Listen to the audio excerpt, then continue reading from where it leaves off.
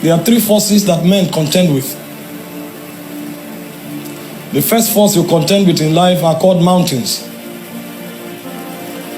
The second force you contend with in life are called the winds and the waves.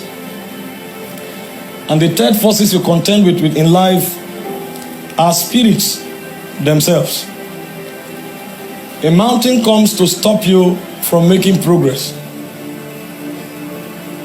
And the reason is because life itself is a story. The physical body you have is an encasement that allows you access into a reality that is flowing from eternal past into eternal future. You are a dot in reality. And so what mountains come to do is to prevent that migration of the spirit, that transition that God has created for you to experience. And so when you find men that are stagnant in life, it's not because they were not created for great things. It's actually because there are forces in the spirit that are called mountains. And until you are able to uproot them, you can't make progress in life, no matter how educated you are. Men don't go forward because they are smart.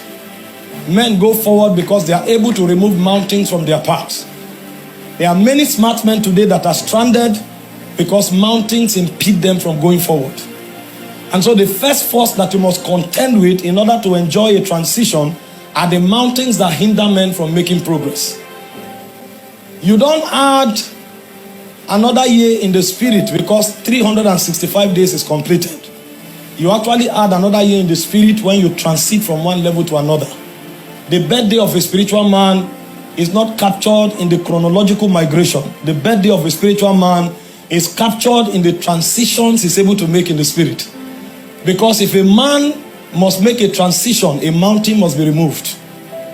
The second force you must overcome in life are the winds and the waves. The winds and the waves don't function like mountains. Whereas mountains stop you from making progress, the winds and the waves come after you have made very good progress, because the idea is to uproot what you have planted. Why mountains stop you from moving, the winds and the wave come to destroy your foundation. And the Bible said, if the foundation be destroyed, what shall the righteous do?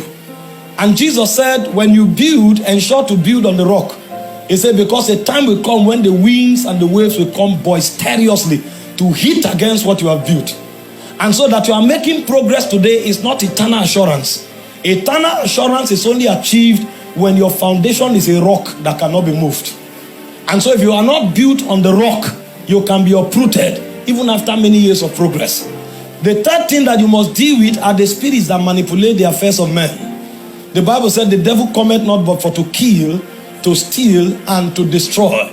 He said, but I am come that you might have life and life to the full. Now, these three forces I have outlined, there is no wisdom you can have or study from anywhere in the world that will give you the ability to deal with them, because they are invincible forces.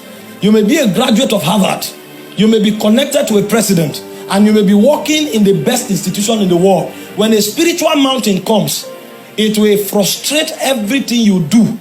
And it will come to a point where you will wonder why things are not working. Because all the integers around you will suggest that you should be the best in what you are doing.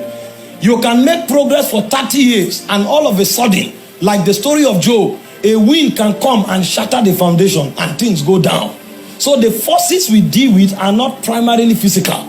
The forces we deal with are primarily spiritual. So when he said, by my spirit, he is trying to reveal to you that as a mortal man, you are contending with things that are spiritual and eternal. So if all your advantage is in the flesh, you are defeated before you started. By my spirit is a humbling statement that you are intelligent, but put your intelligence aside when you want to discuss matters of destiny. By my spirit is a suggestion to you that all the advantages you have in the flesh, when a spirit is involved, it becomes a disadvantage. It's only in the context of a spirit that your strength can become weakness. It's only in the context of spiritual realities that your wisdom can become weakness. Except the Holy Spirit is granted the right of way, there can be no progress in any man's life. Anything happening to him can become a mirage when the Spirit takes over. I heard a story of a family doing very well, excelling in every aspect until they were traveling to the village for a ceremony. And then a witch was sent on IT. First son, 30 years, second, 28 years, all of them graduates. And a witch, a small witch, 18-year-old girl went for IT. And unfortunately, her IT session that day was with the family car. And so while she was passing, they were teaching her how to cast spells. And the spell she cast was to cause the car to somersault. Now, this is a professor of neurosurgery. But even though he has studied everything about the brain, when a witch was involved, human intelligence became futile. So when the Bible begins to admonish us that it has to be by the Spirit, it's a testimony you cannot extract from a university. For you to make eternal progress in life, it must be by the Spirit. The reason is because the foundation of reality is in the Spirit. God does not walk except as His Spirit goes to work.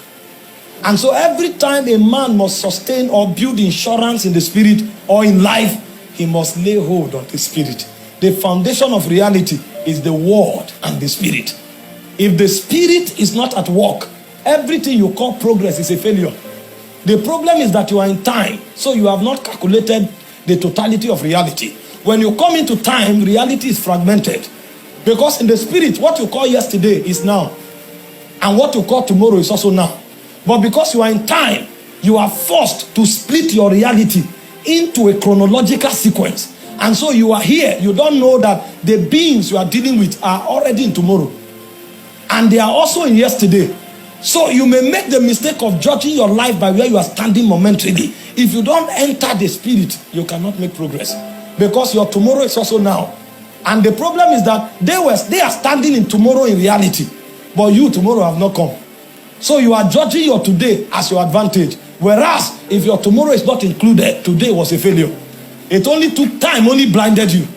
And so before we make progress in life, we must come back to understand what the Spirit is about. Because the Spirit is the foundation of reality.